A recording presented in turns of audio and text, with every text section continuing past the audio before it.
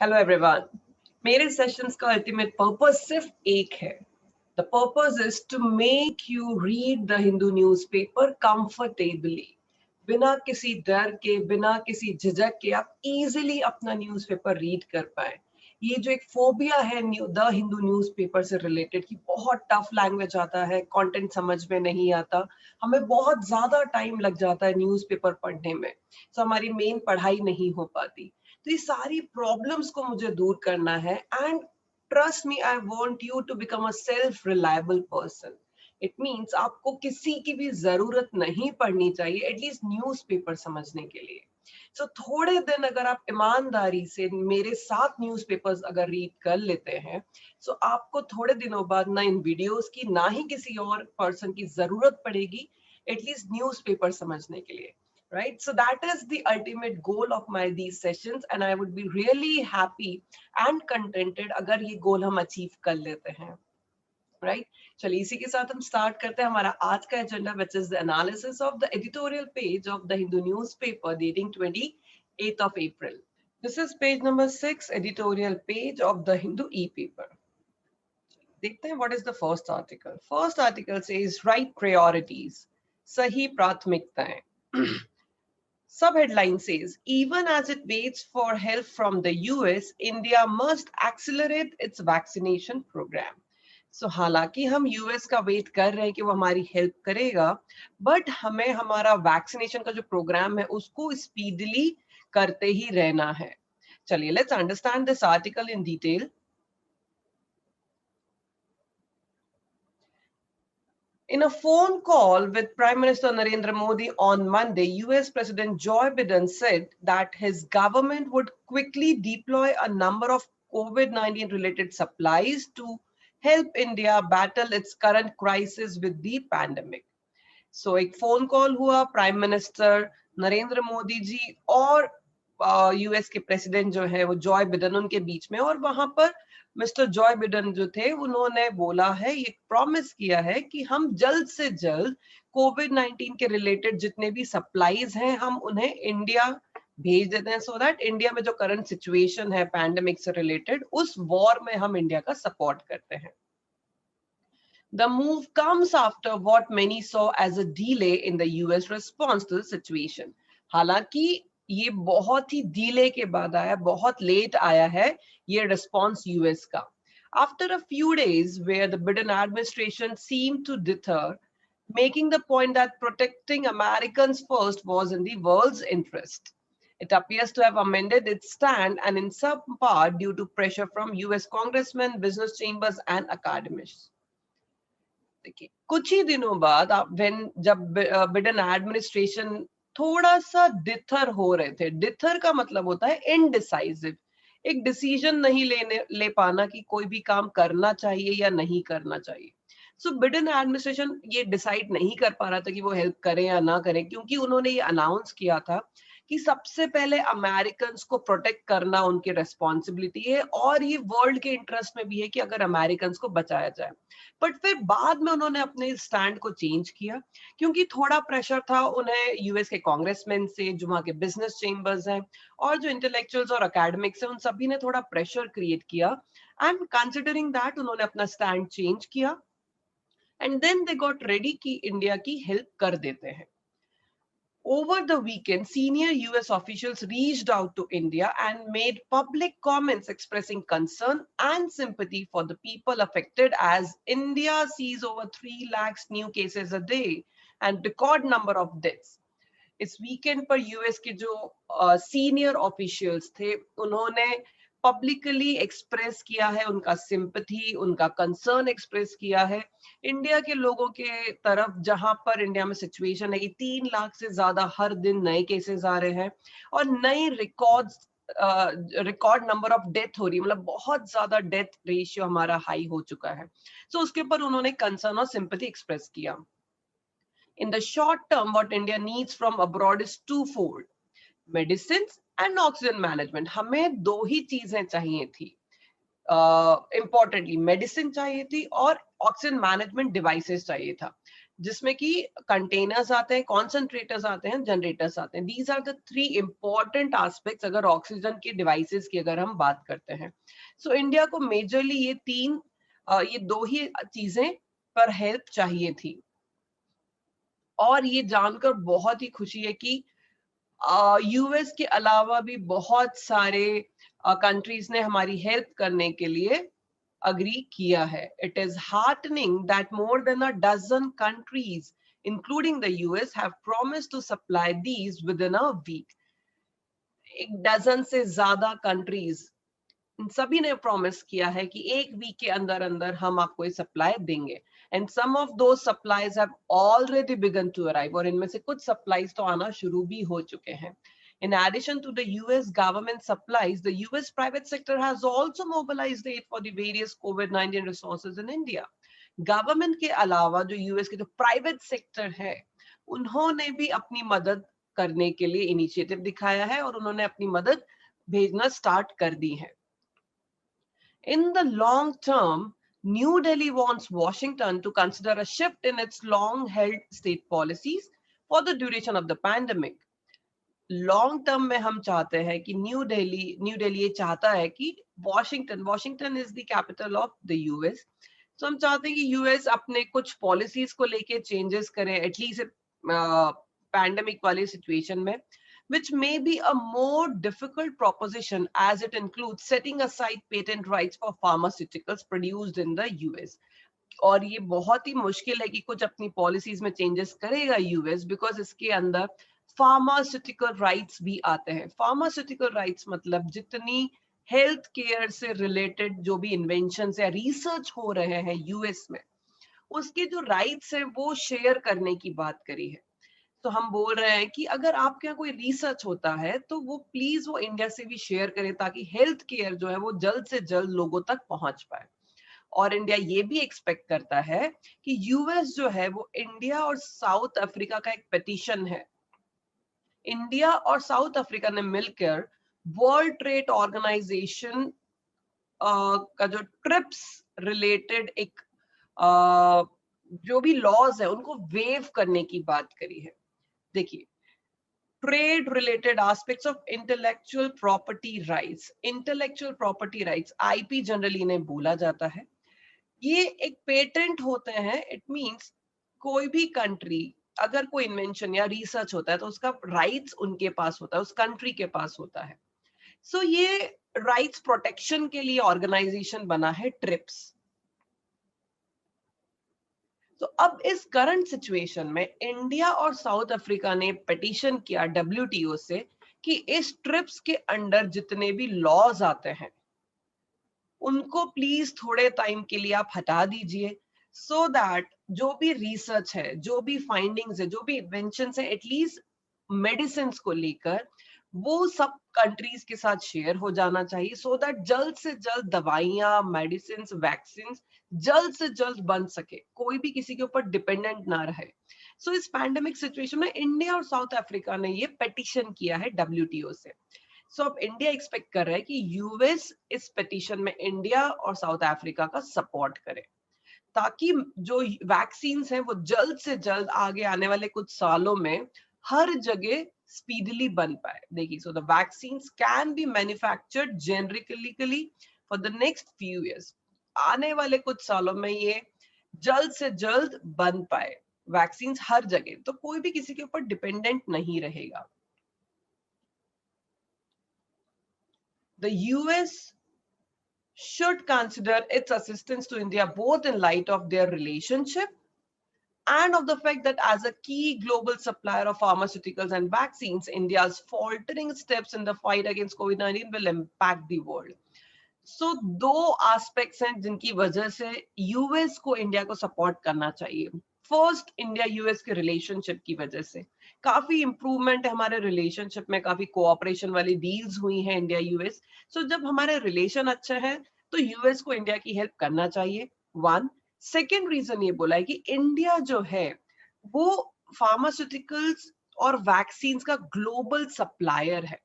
Pharmaceutical means medicine related चीजें, तो उन सारी चीजों का एक ग्लोबल सप्लायर, मतलब इंडिया जो है वो हर जगह सप्लाई करता है। तो अगर इंडिया कोविड-19 से फाइट करने में अगर हार जाता है या कुछ स्टेप्स अगर गलत हो जाते हैं, सो इसकी वजह से पूरे वर्ल्ड पर इम्पैक्ट होगा। सो इस वजह से यूएस को इंडिया को असिस्ट करने में असिस्टेंस करना ही चाहिए, हेल्प करना ही चाहिए। There is no denying that the perceived delay in the US response to the crisis in India, which is not just a bilateral strategic partner, but key to the US Indo-Pacific strategy, as a member of the Quad, has caused some disappointment in the South Bloc. मतलब इसमें कोई मनाही नहीं कि US ने जो response करने में डिले किया इंडिया के क्राइसिस वाले टाइम में, ये जो डिले किया है, मदद का हाथ बढ़ाने में टाइम लगाया है, वो बहुत ही डिसअपॉइंटमेंट है साउथ ब्लॉक में। ना what is this south block? South block में आता है हमारा प्राइम मिनिस्टर का ऑफिस, हमारा एक्सटर्नल अफेयर्स का ऑफिस एंड डिफेंस।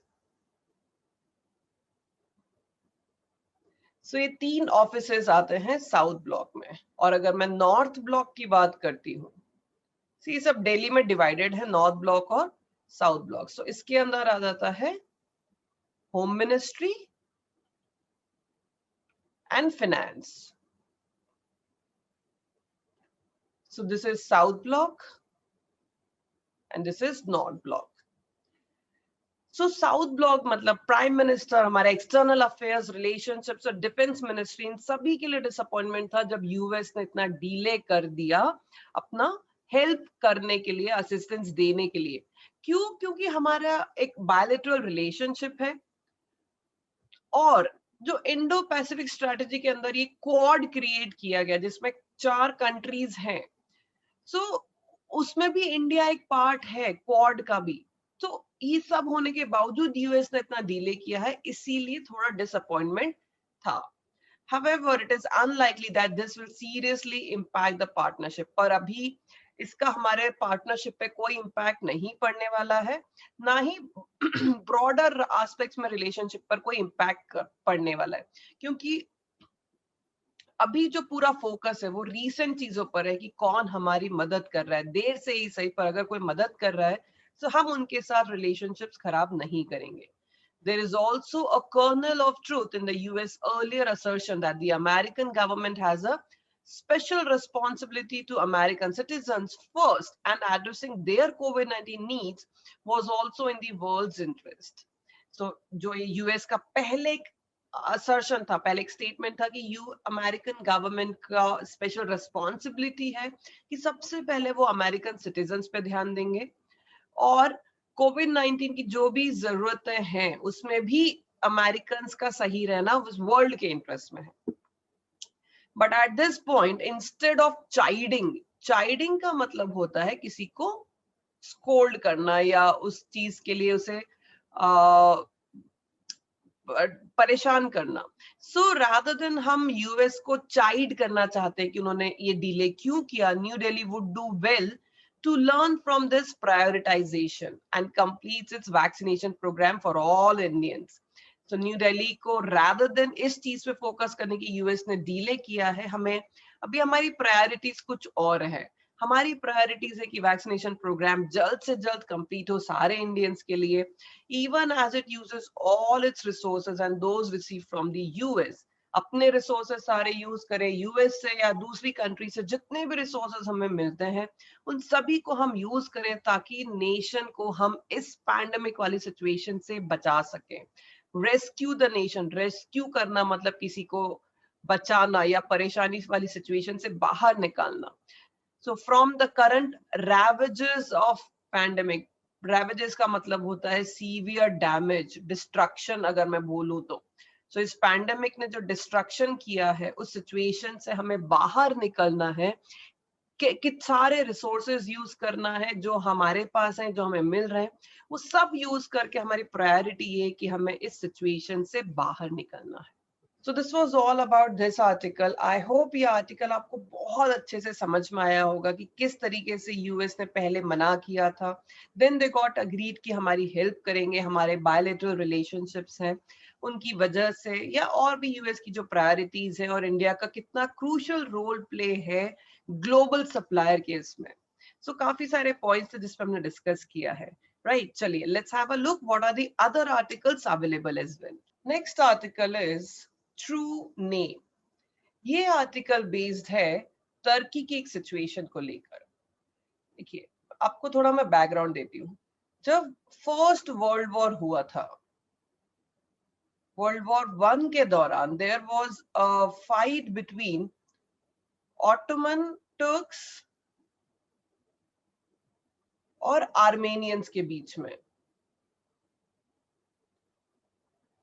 देखिए वर्ल्ड वॉर वन के दौरान जो टर्की था वो रशिया से हार गया था, और इस चीज का ब्लेम उन लोगों ने आर्मेनियंस पे लगाया था कि जितने भी आर्मेनियंस हैं इनकी कंट्री में, इन लोगों ने इनके साथ धोखा किया, इनकी स्ट्रैटेजीज रिवील कर दी. सो ऑटोमन टर्क्स ने आर्मेनियंस पर वॉर स्टार्ट कर दिया, और कहा जाता है कि ये जो नंबर है ये 1.5 मिलियन है. इट मींस 1.5 मिलियन लोगों, आर्मेनियंस को ऑटोमन तुर्क्स ने मार दिया था. इसमें विमेन है, इसमें बच्चे हैं, स्कॉलर्स हैं, इंटेलेक्चुअल्स हैं, सभी को मार दिया था. सो ये 1915 में हुआ था. अब इस स्लॉटर को हर कोई ये कहने से डर रहा है कि ये है जेनोसाइड. जेनोसाइड का मतलब होता है जब आप डेलिबरेटली किसी एक पर्टिकुलर ग्रुप को, रिलीजियस ग्रुप को या कास्ट के बेसिस पर डेलिबरेटली आप बहुत सारे लोगों को मार देते हो. दैट इज कॉल्ड जेनोसाइड, कि आपने जानबूझकर इस पर्टिकुलर ग्रुप के, एथनिसिटी के लोगों को मार दिया है. That is genocide. सो ये इतना बड़ा मैन स्लॉटर जो था, जब इतने सारे लोग मारे गए, सो कोई भी इसे जेनोसाइड नहीं बोल पा रहा था, क्योंकि टर्की इस चीज से मना कर रहा है कि it was not a genocide. But अब यूएस प्रेसिडेंट जो है जॉय बिडेन, उन्होंने इसको अनाउंस किया that it is an act of genocide. But जब ऐसा अनाउंस कर दिया, सी अगर आप किसी भी कंट्री के अगेंस्ट जेनोसाइड इतना बड़ा वर्ड यूज करते हैं, तो कहीं ना कहीं एक रॉन्ग डूइंग पर आप उनके सवाल उठा रहे हैं कि आपके कंट्री में बहुत ही गलत हुआ. ठीक है. सो टर्की ऑब्वियसली ये जेनोसाइड के लेवल को उसने रिटेलिएट किया, उसे बहुत बुरा लगा है कि आप इसे जेनोसाइड क्यों बोल रहे हैं.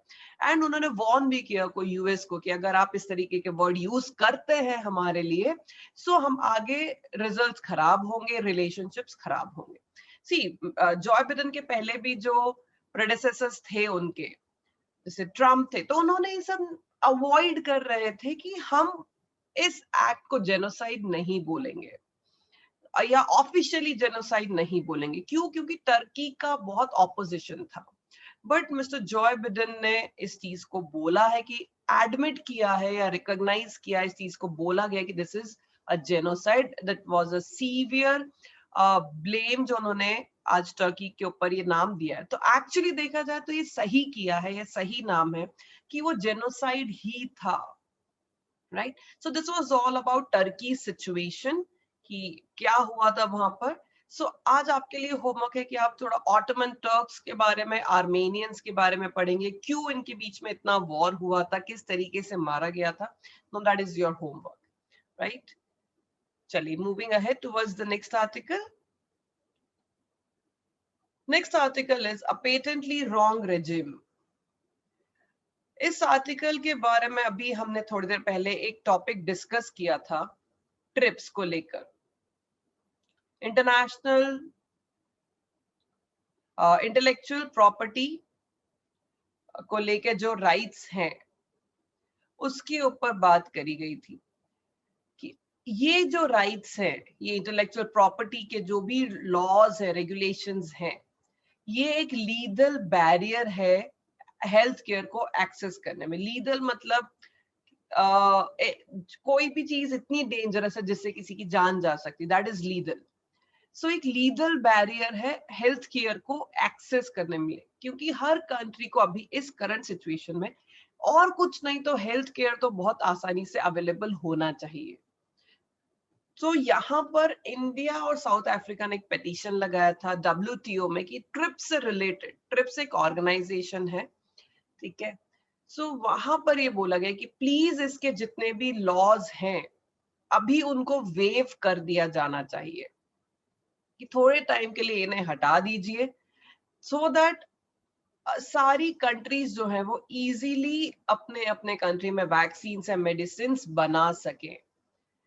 देखिए, on October 2 last year, India and South Africa submitted a joint petition to the World Trade Organization requesting a temporary suspension. हम थोड़े ही टाइम के लिए वेवर मांग रहे, परमानेंट सस्पेंशन नहीं मांग रहे। तो टेम्पररी सस्पेंशन मांग रहे हैं। किस चीज से सस्पेंशन चाहिए? Under the 1995 agreement on trips. Trips का फुल फॉर्म क्या है? Trade related aspects of intellectual property rights, ठीक है। सो इसके अंडर जो लॉज आते हैं हम उन्हें वेव करने की बात कर रहे हैं। A waiver was sought to the extent that the protection offered by TRIPS impinged on the containment and treatment of COVID-19. क्योंकि ट्रिप्स के अंडर जो रूल्स आते हैं वो कोविड-19 से फाइट करने में, उसे ट्रीट करने में बैरियर का काम कर रहे हैं। क्योंकि अभी हम सभी जानते हैं कि सभी को, हर कंट्री को वैक्सीनेशन जल्द से जल्द चाहिए और जल्द से जल्द हर कोई चाहता है कि हर्ड इम्यूनिटी डेवलप हो जाए। सो अगर ये अपील मान ली जाती है, अगर ये वेव कर दिया जाता है, सो हर कंट्री जल्द से जल्द अपने ही कंट्री के अंदर वैक्सीन डेवलप कर पाएंगी। देखिए, should the appeal for waiver be allowed, अगर ये अलाउ हो जाता है, so countries will be in a position to facilitate a free exchange of know-how and technology surrounding the production of vaccines. हमें सिर्फ एक ही चीज चाहिए कि वैक्सीन्स को प्रोड्यूस करने की जो टेक्नोलॉजी है, जो भी नॉलेज है, जो भी रिसर्च किया है, वो सारी कंट्रीज आपस में शेयर कर ले ताकि जल्द से जल्द ये सब बन पाएगा। सो अभी इस रिक्वेस्ट को 100 नेशन से ज्यादा सपोर्ट कर रहे हैं, बट सिर्फ कुछ कंट्रीज हैं जो सपोर्ट नहीं कर रही। US, European union, UK and Canada, ये कंट्रीज जो हैं वो अभी भी इस मूव को ब्लॉक कर रही हैं। दे आर रिलक्टेंट, वो अभी भी मना कर रहे हैं, जबकि उनके पास ऑलरेडी बहुत स्टॉक है। उनकी पॉपुलेशन को प्रॉपर्ली वैक्सीनेट करने का उनके पास अच्छा खासा ऑलरेडी स्टॉक अवेलेबल है। सो जरूरत से ज्यादा ही शायद। सो इस टाइम पे उन्हें रेस्ट ऑफ द वर्ल्ड को हेल्प करना चाहिए। सो पेटेंट से रिलेटेड क्या प्रॉब्लम्स हैं? अगर ये जो राइट्स हैं ये वेव कर दिए जाते हैं तो क्या बेनिफिट होगा? ये सब कुछ इस आर्टिकल में दिया है।